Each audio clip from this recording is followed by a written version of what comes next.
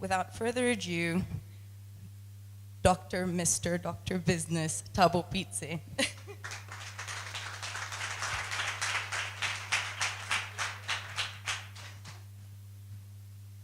Thabo, thank you for availing yourself this evening. Well, I'll jump right into it. Could you share a bit with us about where you're from, where you were born, a bit of your background? Okay, good evening everyone. Goeienaand dames en heren. Ons is in die Vrystaat, so ons moet Afrikaans praat. Hi Leslie. Oh, you look stunning by the way. Thank you. That's me gathering my thoughts, you know, yeah. Well, first of all, thank you for having me. And I must say, I've never felt this nervous before. I mean, I do sing, I go on stage, but I honestly never. So don't ever do this to me again. Now, with that being said, I was born and bred in Kroonstad, here in the Free State. Well, I come from a family of ladies. It's my mom and 2 girls. My big sister, I'm the only boy, you know, in the middle. So you can imagine what kind of, I think the bold and the beautiful is even better soapy than how I grew up. No, that's a joke. Yeah, I grew up in Kroonstad and had a very happy childhood. We literally had nothing because my mother was actually a domestic worker. But then we grew up with a whole lot of love, a whole lot of, you know, in Afrikaans, look, I'll keep on calling Afrikaans because she was very quiet, you know. So she made sure that we walk on the straight line, went to church on Sunday, and yeah, made sure that we had a spiritual life. We were forced to pray. You know, most of my life when I was a kid, before we go to sleep, like my mom would say, pray. It became such a chore that I actually didn't like it. But later in life, I realized that, you know what, developing the habit to do that, it actually helped me. But it was, like I said, because it was forced on you to do it, you know. Before you eat, you start eating, and then you get a clap if you didn't pray before you eat. So, yeah, that's what happened. So we grew up, but with a whole lot of principles. Yeah, I'm very grateful. I think my mom taught us a lot of things. So from my childhood, what I can remember is a whole lot of love and the principles that we were taught, and we literally had nothing. And I remember even when we went to school, but there were nice things, like, for example, when you go to school and other kids are having this and that, and my mom would always tell me, you know what, don't worry, you all kids, it's their parents' stuff, it's not their stuff. So one day, we'll see when you are working, you'll have your stuff, we'll see if they'll also have what they're having now. You know, just putting that mindset into you that you don't need to worry. So, like I said, I think we grew up poor, but I can't describe it, I don't know it, because we were happy. And luckily we had a meal every night when we went to sleep. And at one point we stayed in one room, me and all these ladies, you can imagine. You eat and sleep and bath, all of you in the same room and stuff. So it was not the coolest thing, but I must say, I never complained. And that's one thing that also my mom taught me, you know, the attitude of gratitude. We were happy. We didn't even have a TV for that matter. So because we didn't have a TV, what my mom used to do, she used to bring the magazines, we do puzzles and all this, you know, keeping us busy and stuff. And I'm grateful for that upbringing, because I realized later on that those are kind of habits that I created. Even right now, I'm not really a person who watches TV except sport, because, you know, yeah, those are kind of things. And then when I was 12 years old, I remember I started working. We were staying in town, and then I was working next door, okay? The Afrikaans lady next door offered me a job. Literally, I was helping them. I would not do gardening. If you touch my hands are very soft, I don't do gardening. I can do anything else. So I literally used to help them with their chores, like washing dishes. Even now, I love washing dishes, you know. So I would help them with their chores. And my first salary, ladies and gentlemen, it was a nice swart sack full of clothes, you know. Nice winter clothes and all that. So that was my first payment. And then, yeah, it went on and on. Even during school holidays, I would work in clothing stores. Like, okay, those who were born in the 80s will know, like your not Ackermans, man. What is Smart Center, BGs, you know? Those were the days, and those were the stores where we worked in. And yeah, it was that. So basically, it was that happiness, went to school, went to church. I was very much involved in many things in church. I started all these groups, with young people. I was very sporty. Trust me, I was.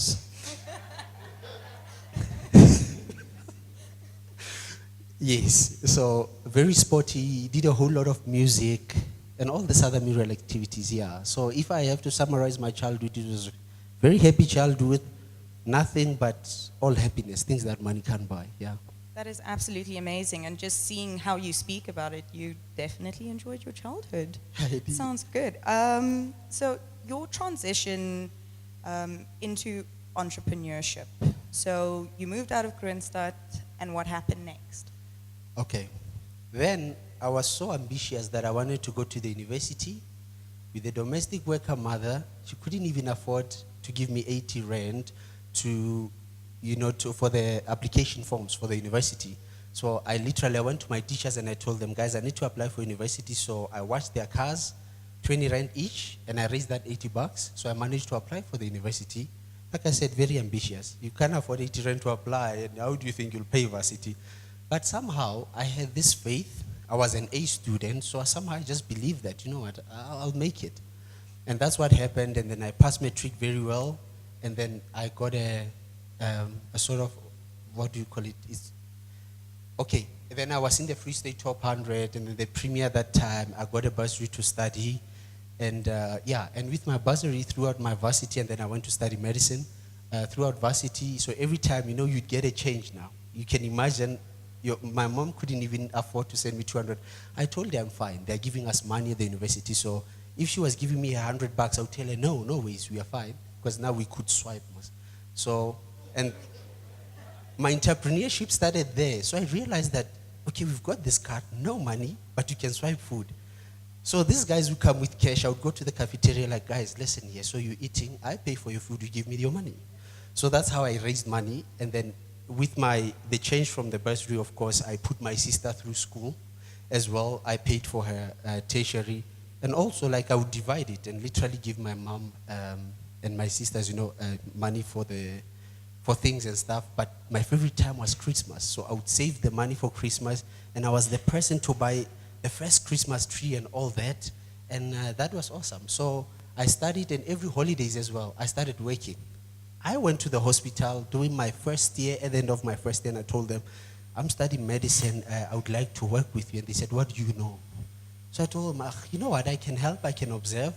I didn't get paid, obviously. Then I went to the Department of Health. I did a proposal to say, okay, we will work during the holidays, but you guys pay us. It took a year, but I think the third year, then they started paying us.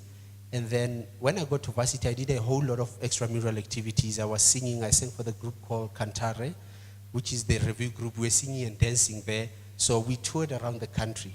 And I was the only, I'll use the word darky in the group, So. We are videoing this, just by the way. Yeah, it's in South Africa, so, Yes. So, which was nice. So when we went around touring, we got to, here's a nice story. We got to Mpumalanga, and then as we were doing that, we'd sleep in motels, hotels, and all that. And then we sang at a church on a Sunday. And then what happened that Sunday is that once a tour, it was like the culture of the tour. We need to go stay with the people from the church. So now, after performing, everyone is happy. Everyone is dividing us. Everyone is divided. They find the families where they're going to sleep. And then I was like the last guy standing there, no. And then the Domini of the church, Domini UP Marais is his name, decided that you coming with me home, So I went with them home, had a very nice time. Luckily, I could speak Afrikaans, so it was very nice. And what happened is that then they asked me, I told them how it's been happening. They found me work at Sasol Mining Hospital. So every holiday, June and December, all that time that we had, I literally went to the hospital to go work. And I must say that I accelerated very fast as a student doctor because I got to the mine and I was doing procedures that not students were doing, So I did that, and then even when I got to my fourth year, I remember I went to England to do my elective there as well. But when I was there, I didn't last for too long in the medical field. it was horrible and just too serious. I just wanted to sing. I mean, even when I started doing my hospital years, when you went to the hospital, you know, when you work at night, these corridors in the hospital, they're so quiet, and you know people die at the hospital, so it's probably spooking or something. So I remember I would sing. We would stand around the patient with the consultants there while we're discussing, and I'm thinking of a song is coming in my head, and we're busy discussing the patient. So, yeah, that's what through my head. So I knew at that time that, you know what, this field is not really for me. And one year I was working at National Hospital on oncology ward.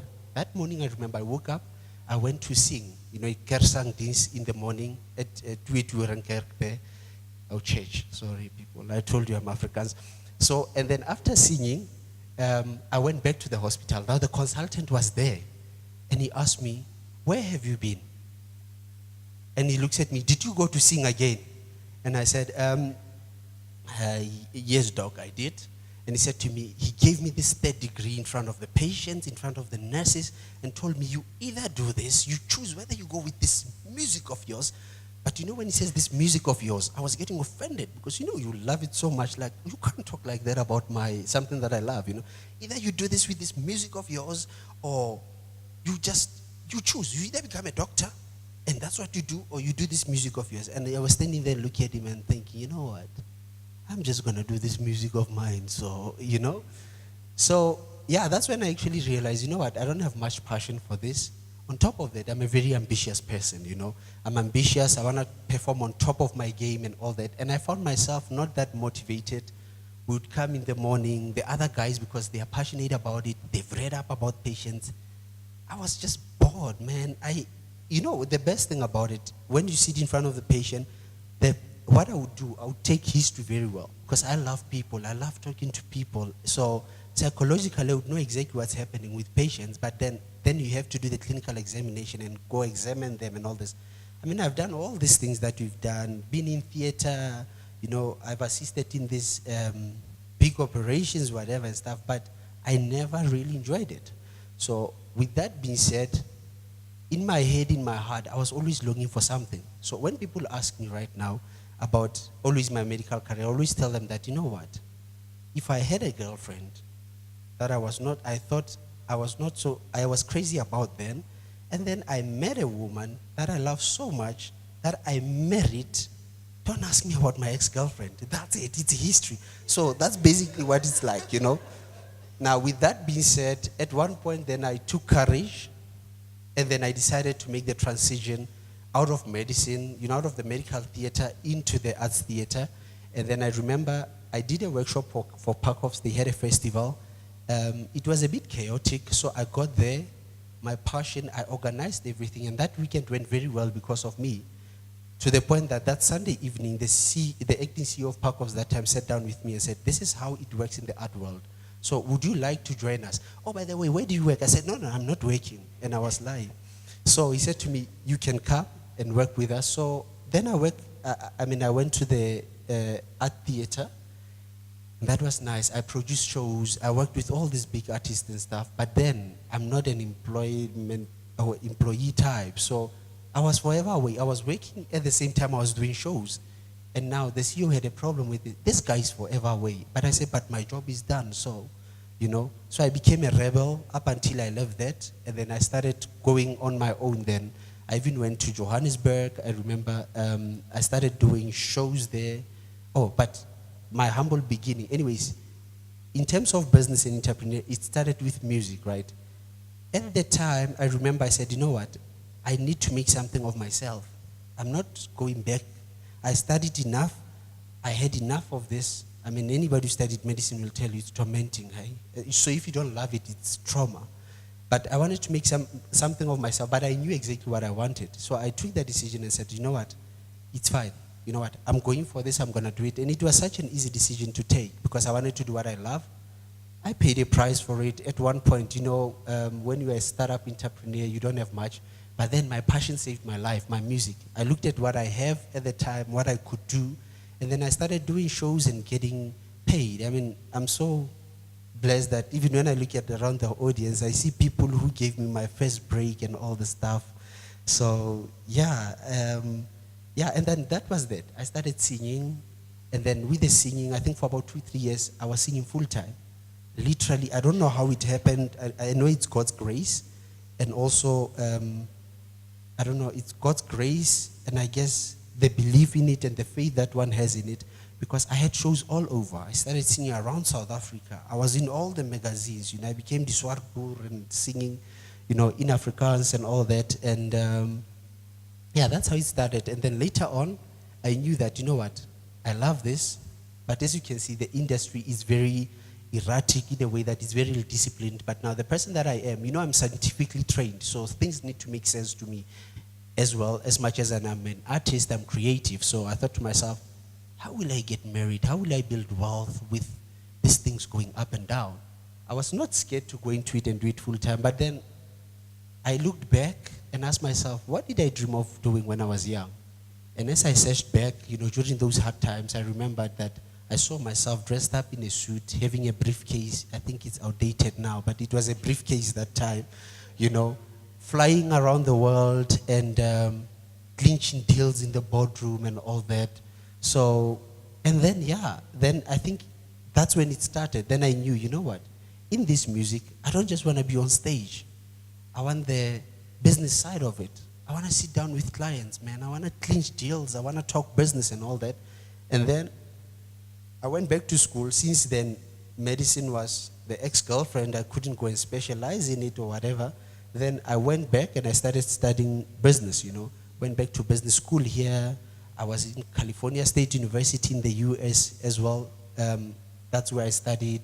And then I think for the past 10 years, the first 4 years, I would say it was a preparation for the business. I was doing more music, was giving me my income, but I was preparing myself to become a fully fledged businessman. So for the past 5 or 6 years, then I could say, then it was game time. Then I got into business, and then, I did all these different things. I don't know if you're going to ask me or should I continue? Well, now that I there's think a gap. I need water. I mean, I'm so captivated. That's so interesting. I'd just like to touch on mindset. You say that it wasn't a difficult decision for you, but really leaving a sustainable, lucrative career and giving that up for the arts. There must have been days, every single day where you were, or not every single day, but now and again, where you were just like, looking back, this is where I could have been, or was that not at all the case for you? Was there something, perhaps some maxims that you lived by, or you speak of faith just to get yourself through it? What was your mindset of, I know I can make it doing this? Yeah, look, the truth of it is that nothing is easy. But like you said, your mindset will determine whether you'll achieve something or not. And I'm grateful to my mother because she was not educated, but she's one of the most intelligent women that I know for sure. Because I remember everything that she taught me that was forced on me that I didn't enjoy. Then it started coming back. When it was hard, that prayer that I was forced to do, then somehow it was natural for me to pray about things. And then not just that, I remember when I was in my 3rd, 4th year medicine, then I started giving myself financial education. So I read your Robert Kiyosaki books and all that. So that's when I started seeing, so this business thing, this is how it works. Okay. Now, with my mindset, I think my mother was too quiet, so she beat it into me or something, be positive, believe in yourself and all that. For some reason, I think spiritually, I think what helped me a lot is my spirituality. When you create a habit of feeding your spirituality with positive things and all that. Now, when I prayed, then I understood the truth was that, like if you read in the Bible, everything stands there. I have plans to prosper you. All things work well for those who trust the Lord. I can do all things through him. So all these verses, then what I started doing is that I have this book that I call Wisdom Book that my best friend gave me. So I started writing all these truths, and I said to myself, these are principles that I'm setting for myself. This is what I will believe, Even when I go to church, not that I don't have selective hearing, but there are certain things when the pastor is touching on them, I know, yes, that's it. Confirmation of what I believe in. So I guess whatever that I was doing, the best part of it, I was blessed enough having mentors, I think, who guided me that before you do anything, first of all, gain a knowledge of it. You cannot master what you don't know. So whether even in music, when I went, like I wanted to know how does it work business-wise, because every artist say they get exploited. So now with that kind of mindset, to me it wasn't, look, it was an adventure. I guess I'm a very adventurous person. As you know, a lot of artists are crazy, but others are crazy in a crazy way. So I think I'm a crazy in a maybe sane way somehow, because I knew I had goals. I started seeing my vision. But I think what helped me the most, really, is the spirituality, your spiritual life, but more so mentors that I had.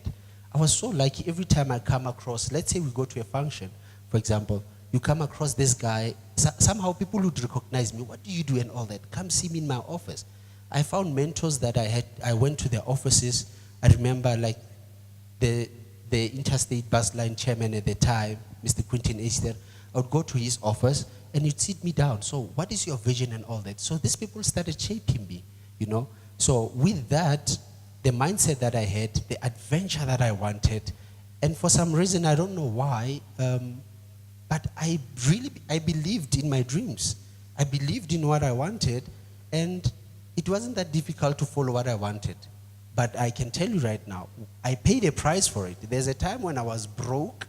There's a time when for 7 months I didn't have a car, I went through all those kind of stuff, but... Well, I'd actually like to go deeper into that. So you're absolutely positive. Yeah.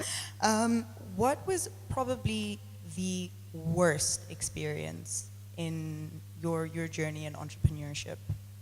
The toughest, and how did you overcome it? You know what? It would be very nice to give such a story, but from my side, and I think it's because part of my principles in my wisdom book, which are things that I learned and I took conviction of, is that we all know how it works, right? Energy flows where attention is. Every time you're negative and all that, that's what... So all these negative thoughts, everything that come into my head, I try by all means to control them, because number one, I want to sleep well at night. I don't want to stay awake worrying about things. Two, we know the truth. Like I said, I'm just human. There's nothing perfect about me. But I must say, I think the spirituality part, that's the best discovery that I had. So things that came my way, I'm sure I have such experiences, but I can't even remember them, because I always focus on what I want. I focus on when they say there's a light at the end of the tunnel, that's what my focus has always been. I always focused on my dreams. When I grew up being such a dreamer, I can tell you right now, I watched so many music concerts on TV, but I don't remember artists. It was like me. I saw that's me, I drove in a nice car, whether I had a lift or whatever. The guy would sit there, I would look at him, drive in this car. I'm a passenger, but that was me driving it. I felt it, I'm telling you. So I dreamt about things that I wanted. I dreamt about positive things. Anything that's negative that happens, one of my favorite hymns, take it to the Lord in prayer. You know what a friend we have in Jesus. Is one of those things that will just play. So I don't know. I think I'm quite a blessed person, because no matter what happens, and then just to give you also the other side of it, is that there are times where I feel, God, you know what? It's going well, man. Can you just give me just one struggle? Not too much though, just one problem. Or when problems come, what I do is that I'm that guy, I call myself a lion. I'm a fighter. I love fighting, but I know I can't fight now. It's dangerous. I'll get, But I have this spirit of fighting. So if anything comes my way, I don't want to sit there like, okay, good. Sometimes it's painful, whatever, when things happen and stuff. But I think the person that I am, like I said, I'm just that fighter. If challenges come, even if it's pain that comes my way, whatever, I say, you know what, come, piece me through whatever. It's fine. Let it happen. But you know what? I know one thing, and which is part of the truth that I believe, or some of the principles that I created, that whatever happens, there's a reason why it's happening. So my focus is, I want to see exactly why it's happening. It can happen, fine. But when the rain comes and then it stops, then I'm looking forward to the rainbow.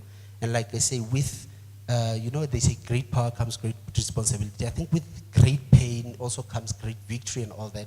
So when things like those happen, I always focus myself on that promise that, like I said, is spiritual, on that promise that God gave me, on that vision that God gave me, on all that, because I know He'll never fail me. That is that. One of my mentors said, one of the books that I read, he said, many people believe in God. They say they believe in God, but their actions show otherwise.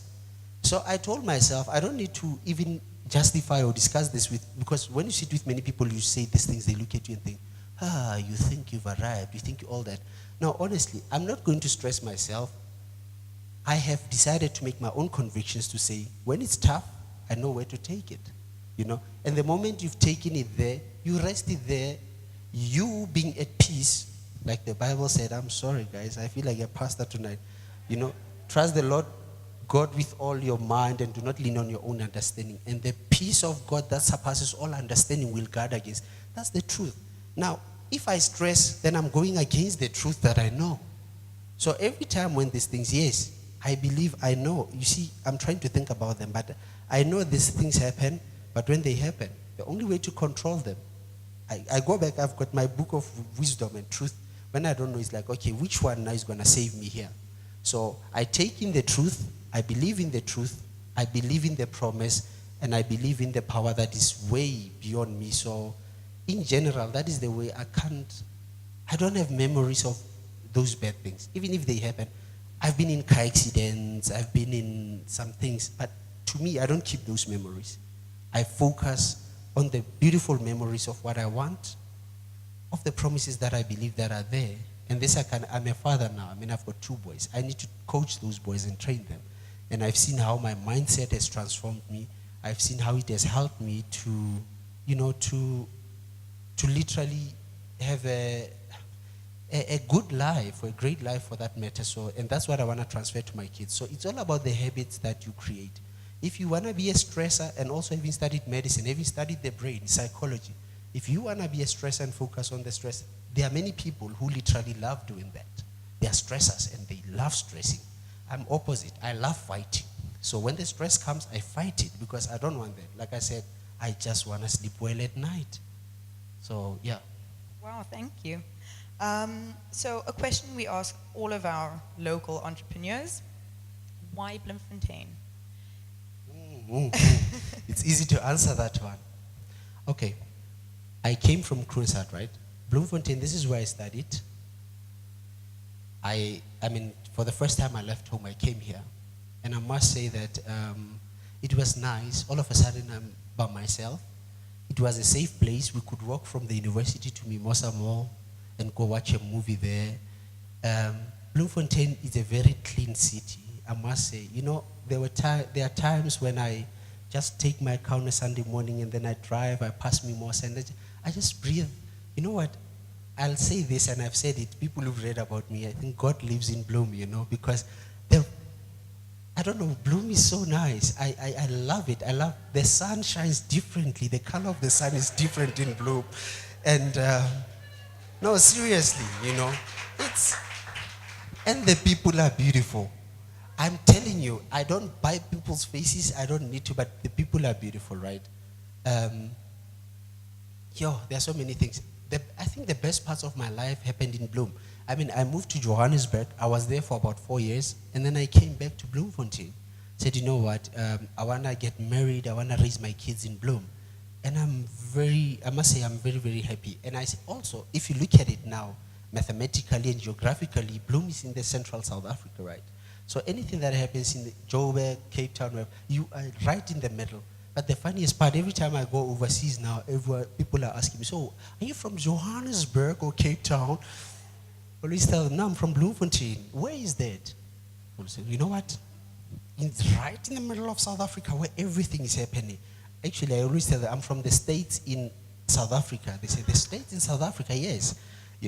I'm a free state, So why Bloem? Okay, now business-wise, why Bloemfontein? There's a song, if I can make it there, I'll make it anywhere. I think Bloem is a very difficult market in a way that the people are very exclusive here. the people are very exclusive. They are, like I'm saying, if you look at the market, is not like in Joburg where you can just penetrate the market. The Afrikaans market is very exclusive. So if you give them something, it needs to be very exclusive. You need to understand your market and all that. So what I've seen with businesses, especially with the market, it's very difficult to break the market, except the Siwelele fans, of course. Those are the only people who seem to. Yeah, but with that being said, if you can make it in Bloem, you can make it anywhere. But in general, like I said, every day, I just strive. I want to live happily, man. So I live where my heart is happy, and Bloemfontein is that place. I don't know, everything just goes well here, man. God lives here. So when we pray, our prayers don't travel too far, you see. I think. Absolutely agreed.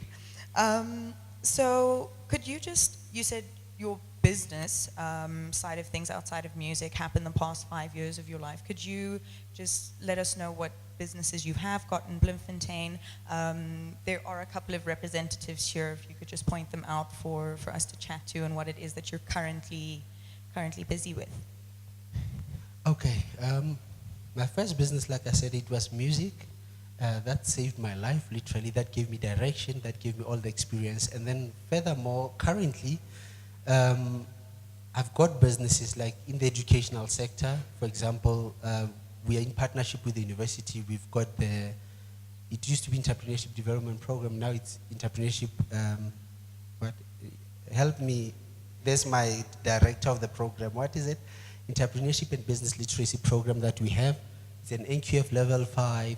We train entrepreneurs, we mentor them, and we're in partnership with your MTN foundations. Now we brought in farmers as well to help them, because remember in South Africa now, and the best part of the economy is that these guys are getting farms, they're beneficiaries of the farms, but the worst part is that you get a farm, it's a business, you don't know what to do with it. And then a lot of them have been, I need to replace the word, haven't been handling them that well, you know. There's one word that I could describe that, but I guess it's not appropriate. So they haven't been doing this as business, so we need to teach them to do the business. So literally my businesses are enterprise development. We also have for teenagers as well, which is when I studied at California State University, I was also appointed as the national CEO in South Africa to run the program. And with that being said, I think the second row there, I see my team is sitting there, starting from this side. About Entrepreneurship Development Program, we have that beautiful lady over there who started as a coordinator of the program. But now, you know, in business, right, you either work hard and do things yourself, or you create systems and people to work on. So one of the businesses run from the university, we have the office there. We have the director of it. She was promoted from being a coordinator. Now she's a full director of the program running that. And then, so if you want to know anything, it's her and Nziki over there. They can tell you how it works, especially you entrepreneurs, you know. You can't, like I said previously, you cannot master what you don't know. So if you want to go into business, you need to have vocabulary, business vocab. If you don't have it, trust me, you're just going to wingle things, and then sometimes you make unnecessary mistakes. So if you want to avoid that and do it right, get into things like this. We've structured the program. Like I said, it's NQF level 5, university accredited. Get in touch with the guys, ask them how we can do that. We have successes of guys who have left their professional jobs and went into business after they did their program. So it's one of those. Also for the teenagers, I think the lady next to Terry there, Matapelo, anybody wants to know, any parents want to know, how can you introduce entrepreneurship to your kids now? It's global, 30 countries. I mean, we just came back from Ukraine now. Can I ask this lady to stand up behind? Sorry about that. Tolu, stand up, please. Now, this is one of the students that I took to Ukraine now in the World Cup of Entrepreneurship.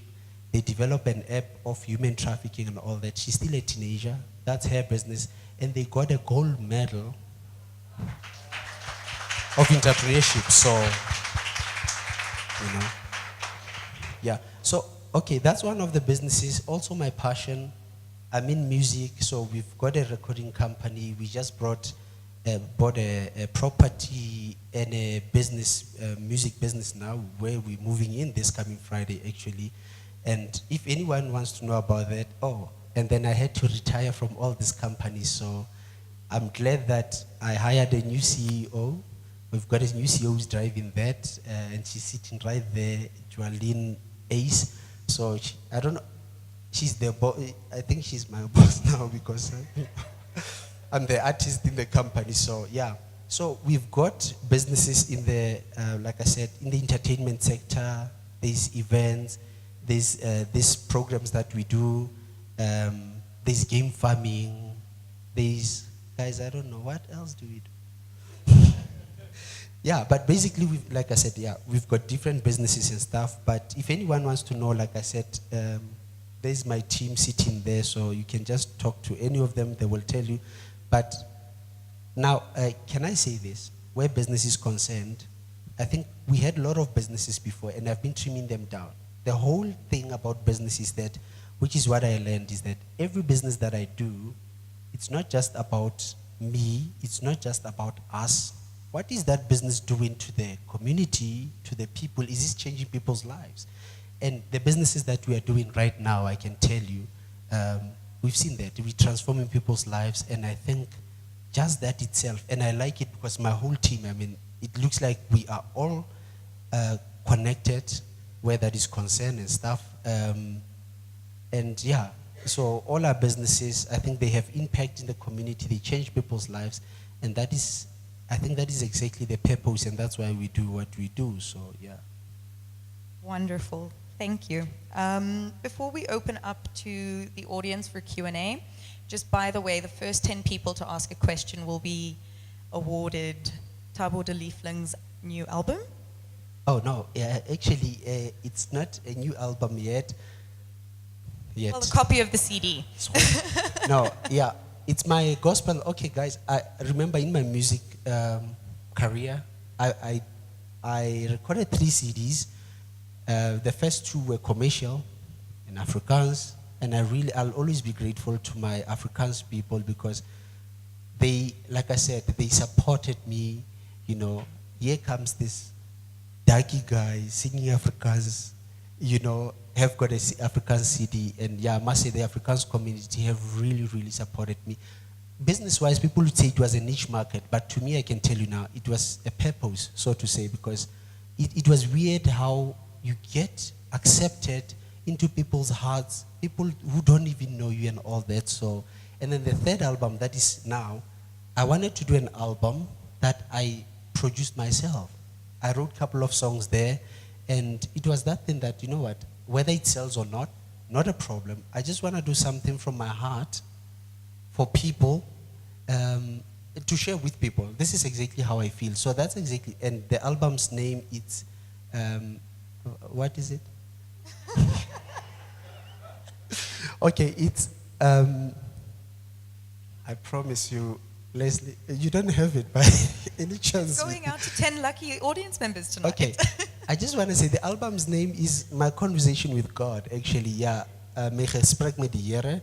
And in this album, I've recorded duets, you know, the prayer with people like your Ella Kotze, which you know is like the Sibongile Kumalo of Afrikaans music, Dieval Glow, the Idols winner, who else? Yeah, I've got a couple of great people that I've worked with there.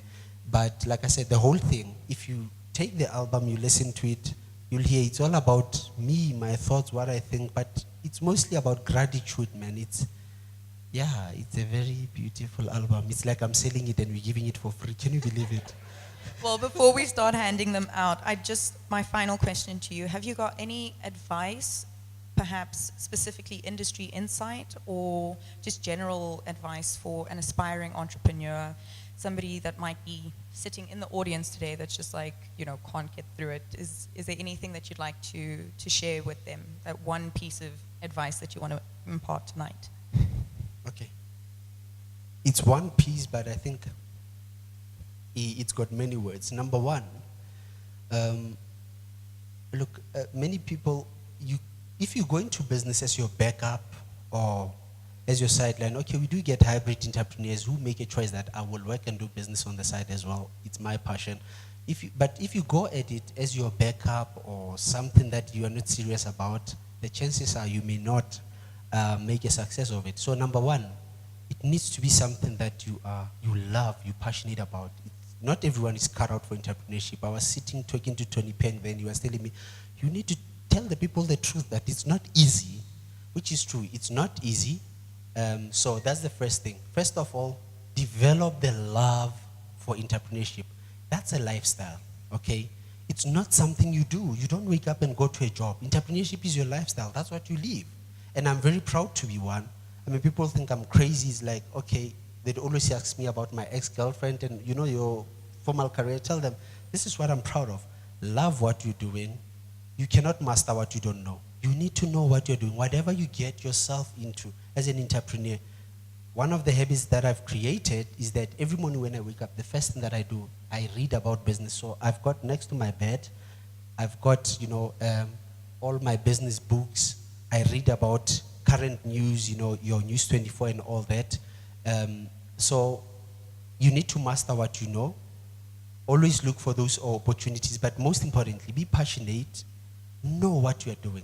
The moment you're in business and you don't know your business, you don't understand your industry, your future is not so good in that business. So commit and give yourself. Now, when you have passion for something, the best part of it is that it may not come as hard work, but you need to put in that hard work. You need to learn, just get the knowledge, and then once you know what you know, I always say, you cannot run around like a headless chicken as a business person. What do? Like I created my own wisdom book. Guys, in anything, soccer, the coaches, they sit there, they strategize. You need to know what you're doing. You need to sit down and plan. They say failing to plan is planning to fail. You know, you need to plan. You need to have a strategy of how you do what you do. Find a lot of people, I'm in business, I don't know how. This I don't know how part. I mean, it's like, I don't know, it's not the easiest, but one of the things that you need to do as an entrepreneur is you need to find out how. How do you do that? Have your blueprint. Have a map of how you do this thing. Create that discipline. Oh, and this is, again, Leslie, if I may mention, entrepreneurs, they always say this thing, oh, it's so flexible. You think you can have time for coffee shop and all that. That is, I mean, in the beginning, you literally work 48 hours, you know, a day, in a day that has to go 24 hours. You need to have that discipline. Now, failure of many entrepreneurs, they don't have routine. So they think running from 9 to 5, it's routine, I don't want routine. You somehow need to create a discipline. And when you have a discipline, you can follow it, have your deadlines, tick them off, move to the next, measure, test and measure, do measurable things. Otherwise, it becomes this game of people, you know, I'm in business, you think, hey, the deal came through, and then you go and relax, eat the money. Oh, now, like for example, you're a business owner, right? You are doing a project, entrepreneurs. You are doing a project, then you hire people, the project is finished, you tell people you don't have salaries to pay them. Where was your vision? There was money to do the project. As the business owner, you need to focus on the vision. You need to know when this project has ended, what's next? How do I keep this sustainable? What's the next project if your business is based on project to project? So it's very important, guys. You understand what you are doing, document it, follow a discipline, create a discipline. If you don't have discipline, trust me, you may have something, but what I've seen is that people who lack discipline, where that is concerned, they lose these things at the end of the day. As a business owner or as an entrepreneur, you need to have a vision. You come in, you bring people, you are doing this, you need to know what's going to happen in the next coming 5 years. You know, that is why there's also, be careful as well. There's a difference between self-employment and business. When you are self-employed and all you need to do day to day, you need to do operations and all that, normally that's when you don't get time to think, to be creative, to look at your vision, to plan beyond that. So that's self-employment. So if you want to have a business, there's a difference. A business must work without you, you know. Have people, have systems. So the first thing of business, you need to create systems that can work without you so that your time as the business person, you use to look at the vision going forward, what is going to happen when these projects end, how are we going to bring in the income. You need to go out there. And again, people have businesses and they say they can't sell. How can you have business you can't sell? The biggest salesman is the business owner. You're the one who needs to find the stakeholders. You need to raise the money. That is your duty as the visionary of the CEO of the business, or as the owner of the business and stuff. So that's very important, guys, and it boils down to that knowledge. You need to know what you are doing. Also very important that I can mention, which I've seen with our entrepreneurs nowadays. We have seminars, we have all these things, which is good to learn. But you need, guys, there's a word in business, you need to leverage your time. There can be 10 seminars a day. If you need one, you go to one. You don't need to be seminar hoppers and go to every seminar you think you'll get. No. And also when you go to the seminar, you prepare well. You have a goal while you go there. What you going to get out of this thing? Otherwise, you get, like I said, we've seen it. I work with them. I train them. Seminar hoppers. Please, try not to be that. Go to things that you know will benefit you. And also very important, as startup entrepreneurs, look, you start a business today, you haven't even mastered what you know, you want to expand. No. First, master before you expand. Focus on one thing, make it work, and once you've done that practice, then it gives you that leverage or that opportunity or that experience to be able to use the same model that you created to start other businesses. I get so frustrated. I just started a business. So what do you do? We're trying to sell this, but then we have this one, we have this. And I'm thinking, oh no, man. Which one have you made successful? No. It's in the pipeline. Everything is in the pipeline. And it's like, seriously now, And also another thing, focus, guys, okay? I will stress it. Get the knowledge, master what you know, and once you do, trust me, there's nothing that will beat you. Then you'll know it in and out. I mean, how can you fail in something that you know very well? You'll even know when your time has come for you to call it quits, to go to the next, because you master what you're doing. So knowledge is not power yet. The applied knowledge is power, but also the right knowledge. There are people who, if you acquire the wrong knowledge, that will be your power as well. But where is that power going to take you, So, yeah, is that thing, focus, but more importantly, what's the word? Inside out, living inside out, right? With everything that is put here around us, before us, guys, I'm telling you right now, the greatest people that you'll find, the greatest people who have achieved everything, it's normally people, you achieve it from the inside. It all starts from the inside, within, outside, whatever. On circle must be. Anyways, yeah. So, you know what? You need to take time, dream, envision these things. But, also the right mindset, If you go into business, if you don't have the right mindset for it, already you're going, you're going to fail. That's the bad news for you. So, you want to go into business, get the knowledge, your mindset must be right. You must want it very bad, but very bad. Create, your principles. I mean, how do you work?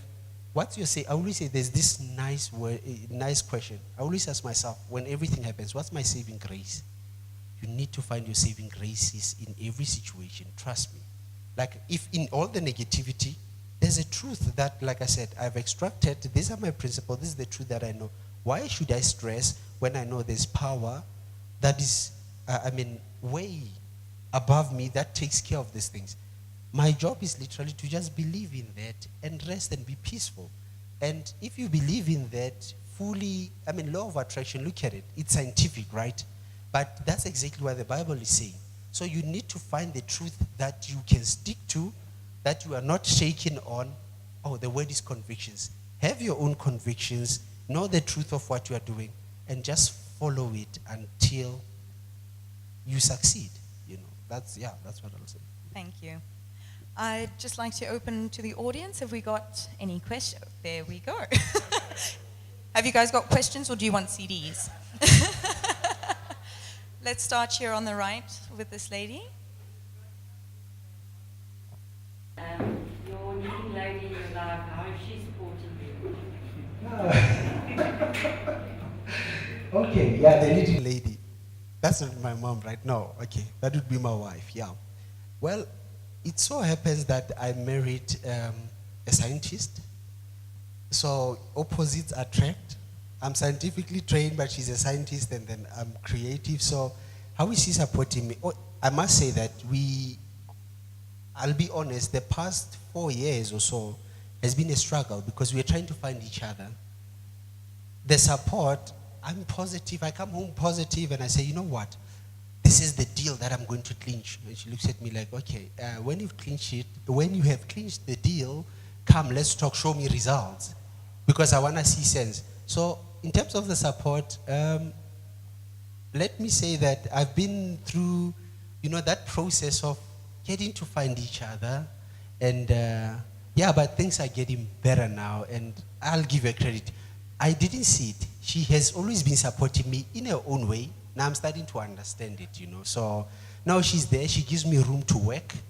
She gives me room to do what I do. And when I she's a scientist, right? So when I celebrate, I can be like, yeah.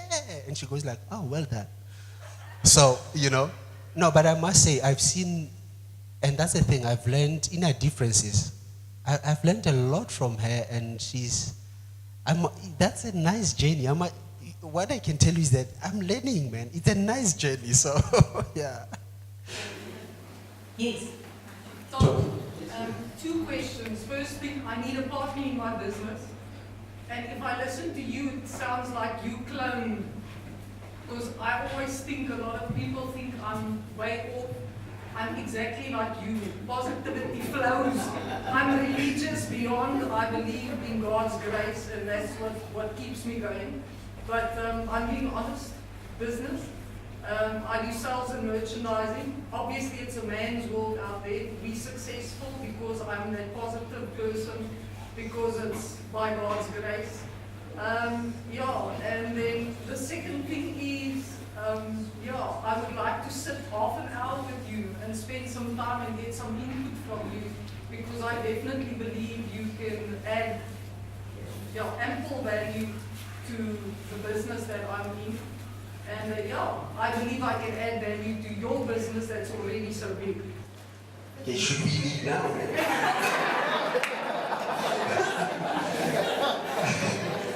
Okay, no, thank you very much for the positive comments. I think as a serial entrepreneur that I am, having multiple business, I think I'm always open for that. So yeah, I'm open for the invitation. That 30 minutes, as long as there's food, ekesda. Thank you. Yes. Yes, I just want to find out, you were obviously, you had the formal, you emphasized on how important it is to have knowledge.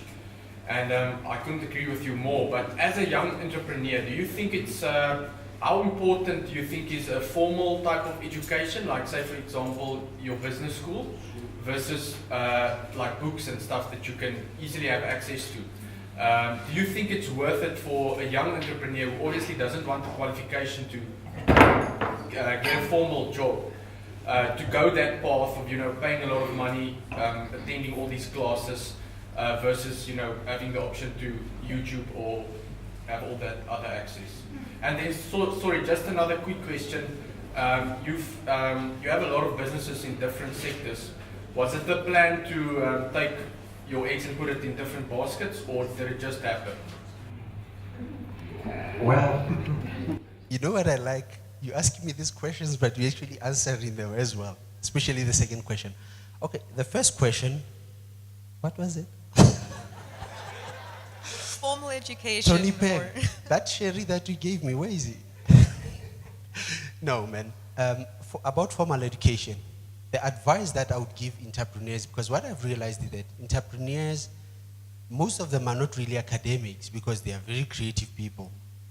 I mean, go read Richard Branson's books, okay? That will definitely give you a guide of somebody. There's different ways of doing it. Obviously, There are people who had the formal training that they can do it and all that. But for any entrepreneur, and this is the best part of it, while people are looking for bursaries to go and study to get formal employment, you as an entrepreneur, you can do it without money. Number one, the education that you're talking about, internet, YouTube now, whatever that you are doing, the subjects that you're interested in, the moment you start YouTubing them and looking at all the subjects, they'll start guiding you. And if you take it very serious, then you'll start putting it together to get to where you are. But I would also say, find a physical mentor. I mean, if you start in a retail business, go find somebody in the retail business, go ask them questions. And that's what I used to do. Even before I went to study medicine, I walked into those doctors' rooms, I interviewed them just to find the information. So as an entrepreneur, you don't really need to waste the money. Now, with me as well, how is the degree going to help you as an entrepreneur when you go get it? Where do you learn? Even in medicine, we are told that, okay, you learn these books, but medicine is learned by the bedside, where you practice medicine. Same thing with entrepreneurship. You learn it when you practice it. Practice makes perfect, you know. For you to master that, you need to,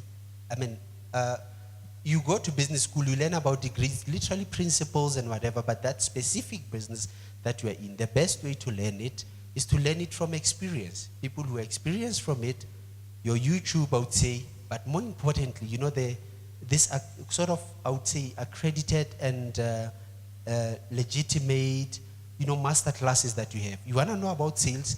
Google and check. There are people who do your master classes. There are people who are not going to property and stuff. And that's how I also went into property. I went into property master classes. I went into legacy education classes and whatever stuff like that. And that's how I went into property. Because these are people who experienced, who are doing this. And that's exactly where you get the raw knowledge. So entrepreneurship, another advantage of it is that you don't really need to sit there and look for a bursary. What do you look for? I mean, all those tools are there for free. And once you have the knowledge, then you will know exactly how to start your business. The only headache that we probably have as entrepreneurs is funding. But also you find people, you don't understand what you're doing, but you want funding, really. So that's the thing. Yeah. Formal education, if you have the luxury to do it for whatever, like with me now, I've been sort of accepted as a PhD candidate in developmental studies specializing in entrepreneurship.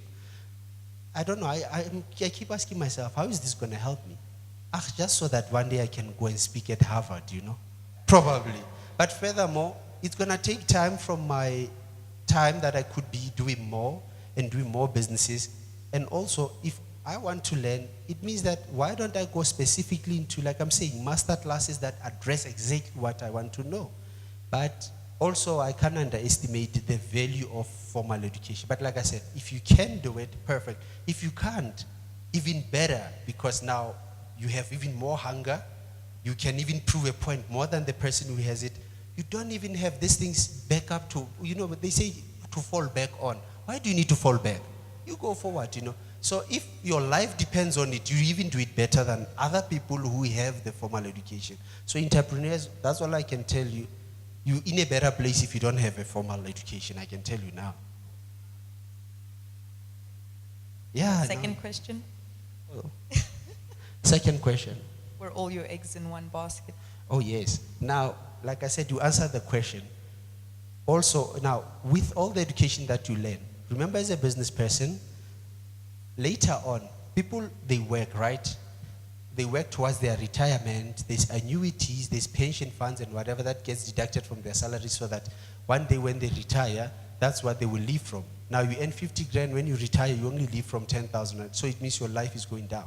Now when you go into business and you start making a lot of money, if you waste that money, remember, I think the Daikis will know this, you know SASA, you choose, what is your SASA going to be? Are you going to go queue and earn 1,400 rand per month for your, for your monthly income, or the business that you do? Talking about putting your eggs in different baskets. What do you do when you make a lot of money? Because normally you make more money than other people, but it may not be consistent or for all the years. It could be 2 years, it could be a cycle or whatever. Then you start buying investments. Now, those are your retirement vehicles, which is what you're talking about, putting your eggs in different baskets. Then as every business person, my advice would be, You start making money in business, then you need to learn. The next thing that you need to learn that will save your life forever is investment. How do you take every cent that you make? Because it's not like you're going to get an increase from somebody else, or you can do it for increase, whatever. How do I take my business, or the money that you make from the business, how do you create, an everlasting income that you don't need to, you at your prime, and then now when the business go bad, then you go bad and all that. Then you start taking most of your money, you start investing it, put it in different baskets, learn all the different vehicles of investment and stuff. And later on, like I said, one of my goals, I was having a discussion with the guy who just sang here, which is one of our artists from our recording company. I was telling them that, you know what, one of the goals is that later on, you want to create so many investments that your monthly living or salaries or whatever that you pay yourself should come from the dividends, and all your capital is not touched, which is something that we need to do, especially, okay, let's make this a joke, but I'll keep referring to this because this is, we need to go forward with this, because especially with us darkies, because a whole lot, we take these things for granted, transfer of generational wealth, whatever that you build now for your kids and all that. I don't know who read what Mark Zuckerberg wrote on Facebook now recently. He said to the, I don't know, about something about their kids. I don't know, I'll post it on Facebook, that the kid must not worry about anything now, about life now. It's for the parents to worry about that. So I think, yes, I know black tax still apply, but somehow we need to think investments and think of generational wealth. Don't just think for today. Think for, for the time to come. And this is where you'll think investments, you look at, like I said, different ways on how you can grow the income that you are making. Because it doesn't really, most of the time it doesn't last. If you have it now, you kick it. So business person, you make the money, think of the investment. How do I grow it? How do I grow it? That's your SASA. So if you know what I mean. Super. I think we're going to take 2 more questions, just for the sake of time. We would, if there's still time after the event to chat to Thabo, we'll hang around for another hour. Second last question. Good evening, Thabo. My name is Pitse. What is your, since that, okay, I have more than one question, but I'll try to be as many as I can. What is your view in terms of bringing the international market into the Free State and making sure that we create the entrepreneurship hub?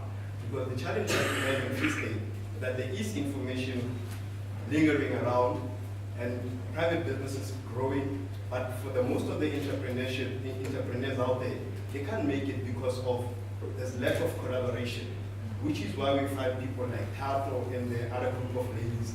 Now most businesses are prospering because they're trying to include the ladies. But what about the guys that are out there that are having a lack of knowledge on how to implement some of those administration tools, bookkeeping, in terms of coming up with the proper structures on how to implement things and go ahead with the broader aspect in terms of submitting those business plans and proposals that they have. How do you guys help around people like those? Because nowadays we see that it's not a bad thing, it's Women's Month, we support that. But I'm saying that the challenges out there, it's tough being a man, it's tough being a boy, it's tough being shaping the type of men and moving them away from crime scenes and coming to the right shape of mind with that aspect of the spiritual mentorship that we have. How do we implement that into the young generation nowadays, especially in the Free State, and bring more international hub and investors? The other question that I have for you.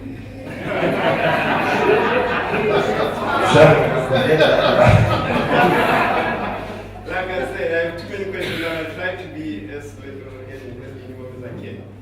I have a business proposal that I sent to one of the cell phone giants. The international market approved the invitation. But our South African market declined the application, saying that financially they are out of budget. So what does one do with such a business proposal where you find that the biggest company, which is the supplier of that cell phone market into our African market, is distributing and gave you go ahead, and now the South African market cannot give you a ticket pass to go and attend the event, which is sometimes it's free. How do you tackle such challenges when you know that you have a breakthrough, but here's a gate that you cannot go through? How do you assist in terms of that? What would your advice be? Okay. You know what? As you are busy asking me, I think these are the challenges that I think they pain most of us. Number one, I would say, the best way to do, because remember we have a lot of people, right? We need to cover a lot of people, so we have a program and we can, let's say, accommodate only 50 people out of that program. So we need, number one, I would say, we need institutions to create the opportunities and open doors for entrepreneurs, to have this opportunity to do that. Institutions, we're talking about universities, even your churches. I mean, I know for sure the gentleman who's sitting behind is very passionate about business, empowering Pastor Dries sitting there, even from the church point of view, empowering entrepreneurs and stuff. So I would say institutions should do that. Come together, create more platform, because unfortunately, if we do it one-on-one, like for example, I'm very saddened by the fact that I'm sure Tato can attest to that, how many people contact you and they just want to come sit with you and ask for a business advice. You can't do that. You don't have time for that. You need to be focusing on your business to make all the money and stuff. So I think institutions, that's the best way to do it. Churches and all that. And also as business people, if we can start forming consortiums, platforms like this, Google Startup Grind, have more of this kind of stuff where the entrepreneurs, they create that culture of entrepreneurs. They know instead of going to Haschaba, Puza Thursday, thank God it's Friday, you are going to pack your...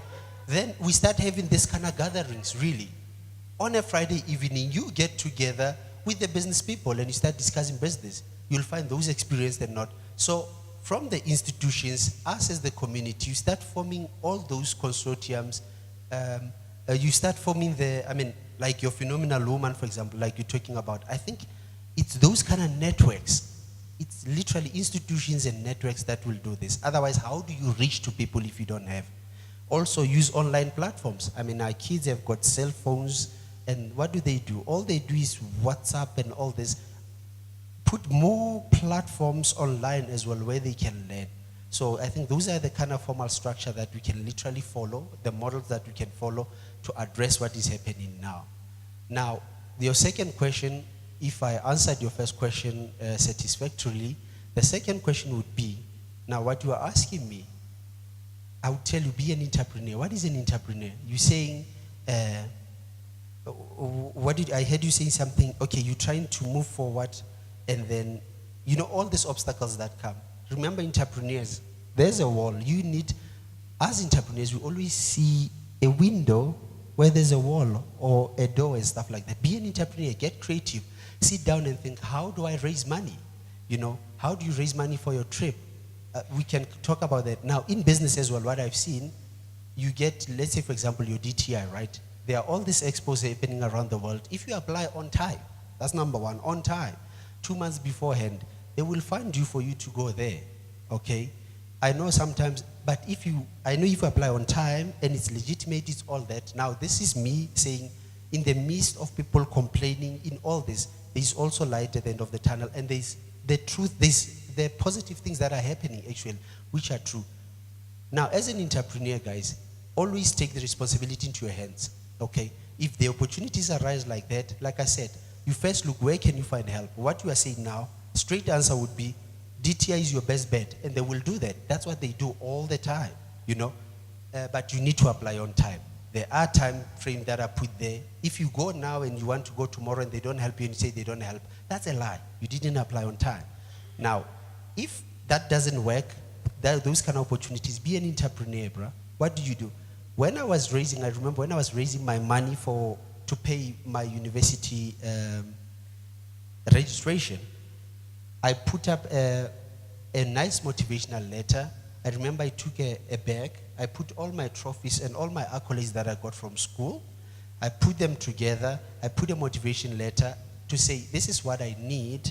And then you know, with a list to say, okay, if you want to help me, you can help me. But I said, here's my motivation. I remember I walked into, you know, Dr. Benima Lakwan, who is the MEC now. That guy, he contributed so much to my first day. He bought me stuff. He did that because he said to me, this is how you do things. I didn't sit back and say, I don't have money, even for transport. I went to church. I literally said, I'll do a concert. I'm going to the university. I need 5,000 to register. I did a concert. They came in for Mahala. They didn't pay, but they gave me the 5,000 rand. So be an entrepreneur, be creative, find a way, you know, of how to do these things, which is one thing that just take responsibility into your hands. We cannot keep blaming the system and all that. If it doesn't help us, help yourself then. Honestly, that's what you are faced with at the end of the day. You know. So a very last question, only if you promise it'll be short. My name is Michelle. My question is regarding small businesses, more particularly in terms of work ethic. How do you keep in line and your relationship with your employees, so to speak, that they should work even if you're not there? Because more particularly with us practices, you say, if Thabo's not there, I'm going to do whatever I want. You understand?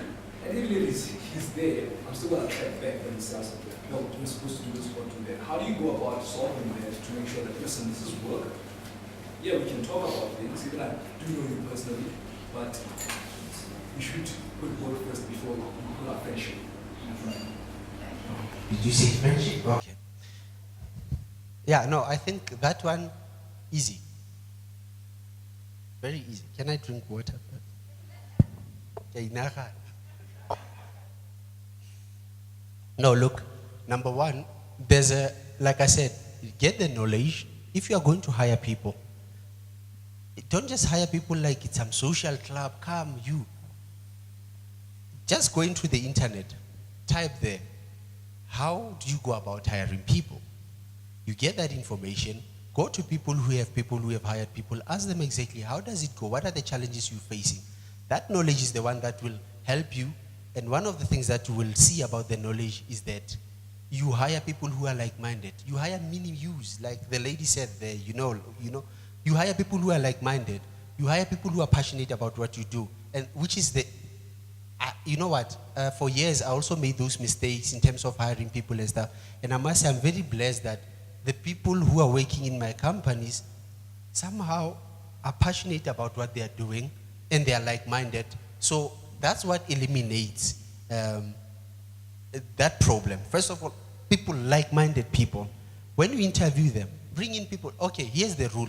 Again, are you listening, Michelle? Oh, okay. The rule, how do you hire people? Let me tell you, you hire for passion and train for skill.